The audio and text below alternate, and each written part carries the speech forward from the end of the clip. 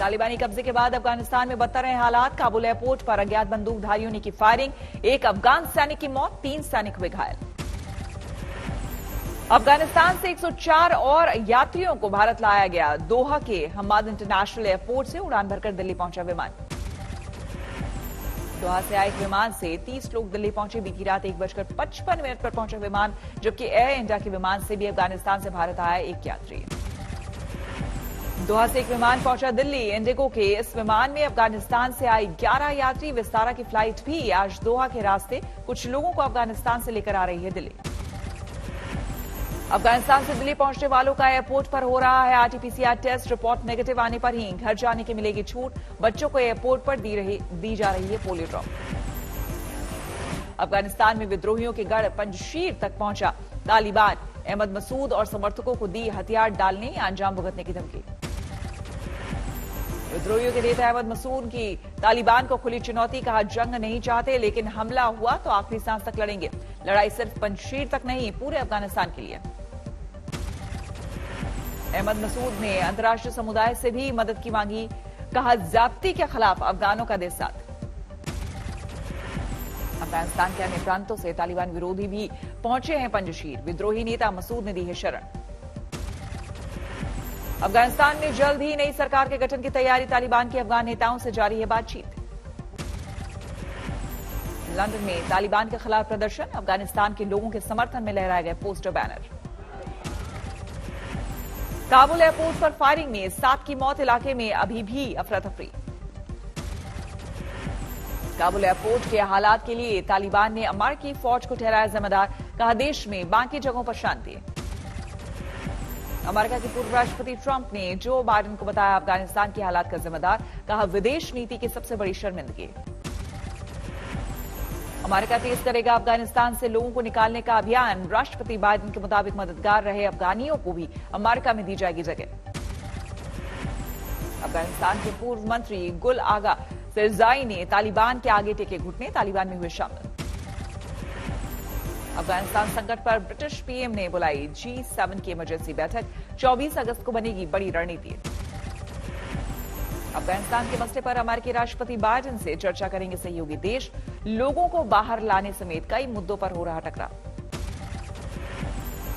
अफगान के हालात से अब रूस को भी चिंता। राष्ट्रपति पुतिन बोले, रूस में नहीं चाहते अफगानी आतंकी। अफगानिस्तान में हिजाब और पगड़ी की कीमतों में बेतहाशा इजाफा। तालिबान की वापसी के बाद तेजी से बढ़ी मांग। अफगानिस्तान से रेस्क्यू के दौरान अफगान महिला ने दिया बच्ची को जन्म। अमेरिकी सेना का दावा, C-17 विमान में हुआ जन्म। भारत लौटे लोगों ने बयां किया अफगानिस्तान का हाल। बोले, खतरनाक स्थिति, लोगों को पीट रहे हैं तालिबानी। कई लोग अभी भी काबुल एयरपोर्ट पर फंसे। तालिबान की दहशत के चलते देश छोड़ने के लिए मदद का इंतजार। अफगान वायुसेना की पहली महिला पायलट नीलुफर रहमानी को डर। अफगानिस्तान पर तालिबान के कब्जे से सबसे ज्यादा महिलाओं को खतरा। पाकिस्तान ने अफगानिस्तान के लिए विमान सेवा अस्थायी रूप से की बंद, लेकिन तालिबान को लगातार दे रहा समर्थन। जातीय जनगणना पर गरमाई देश की सियासत। बिहार से उठी मांग। दिल्ली में पीएम मोदी तक पहुंची 10 दलों के नेताओं ने पीएम मोदी से की मुलाकात। जातीय जनगणना के मुद्दे पर सीएम नीतीश और तेजस्वी यादव ने साथ साथ की पीएम मोदी से मुलाकात। बिहार के पूर्व सीएम जीतन राम मांझी और विकासशील इंसान पार्टी के अध्यक्ष मुकेश सहनी और बीजेपी नेता भी थे प्रतिनिधिमंडल के साथ। दिल्ली में साउथ ब्लॉक में पीएम मोदी मिलकर निकले। सीएम नीतीश ने कहा, जातिगत जनगणना पर पीएम मोदी ने सभी नेताओं की बातों को गंभीरता से सुना, खारिज नहीं की कोई बात। हमने हम लोगों की बात पूरे तौर पर सुनी है, सब लोगों की बात सुनी। और ऐसा नहीं है कि वो कोई नहीं सुन रहे थे, पूरे तौर पर सुना। पीएम से मिलकर लौटे तेजस्वी बोले, जातिगत जनगणना पर अब पीएम मोदी के फैसले का है इंतजार। नीतीश नजदीकी पर राष्ट्रीय मुद्दे पर साथ का दिया हवाला। देश के लिए, विकास के लिए, लोगों की तरक्की के लिए अगर कोई काम होगा तो विपक्ष तो हमेशा सत्ता पक्ष का कोरोना काल में भी सहयोग किया। लेकिन तेजस्वी बोले जातिगत साइंटिफिक डेटा आने से गरीबों के लिए बजट में होगा खास प्रावधान, फटेगी अमीरी गरीबी की खाई, लेकिन जाति की हिमायत में तेजस्वी ने कराई कुत्ता बिल्ली की एंट्री। कि कुत्ता बिल्ली की जनसंख्या को गिना जाता है, पेड़ पौधों को गिना जाता है, तो इंसानों की भी होनी चाहिए।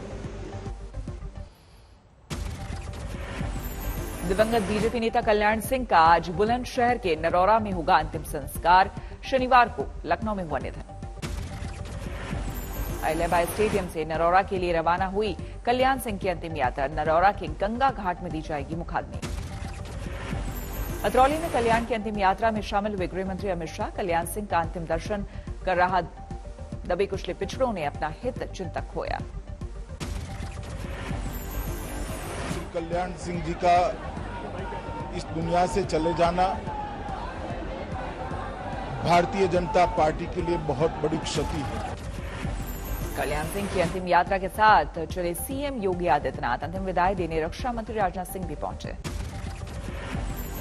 प्रधानमंत्री नरेंद्र मोदी ने कल लखनऊ में कल्याण सिंह को दी श्रद्धांजलि। कहा, भगवान राम दे दिवंगत नेता को चरणों में स्थान।